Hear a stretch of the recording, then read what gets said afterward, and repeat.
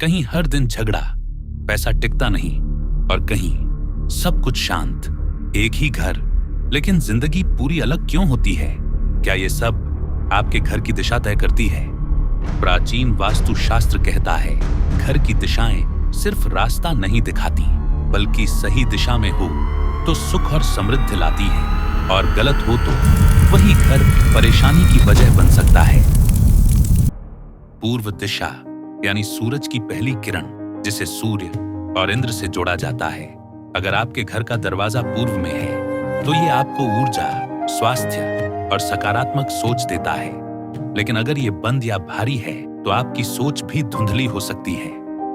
उत्तर दिशा, धन की दिशा, जिसके स्वामी है कुबेर। इस दिशा में अगर आप अपना लॉकर या वर्किंग डेस्क रखते हैं तो यह फाइनेंशियल ग्रोथ और नए अवसरों को बढ़ाता है।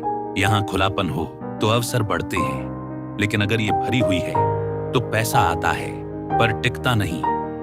दक्षिण पूर्व, अग्नि का स्थान, जिसके देवता हैं अग्नि, इसीलिए रसोई यहाँ होना शुभ माना गया है। पुराने समय में लोग रसोई दक्षिण पूर्व दिशा में बनाते थे, क्योंकि हवाएं अक्सर दक्षिण पश्चिम से उत्तर पूर्व की ओर बहती हैं, जिससे धुआं आसानी से बाहर निकल जाता है।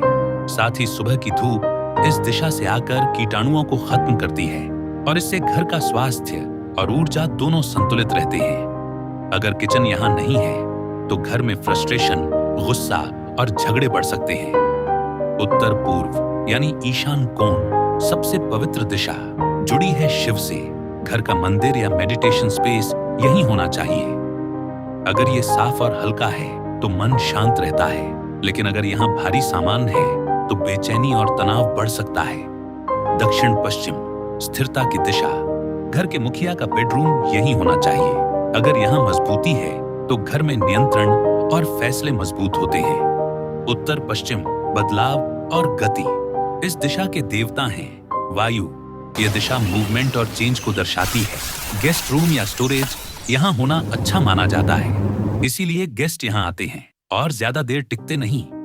तो क्या ये सिर्फ मान्यता है या एक ऐसा ज्ञान जिसे हम समझ नहीं पाए?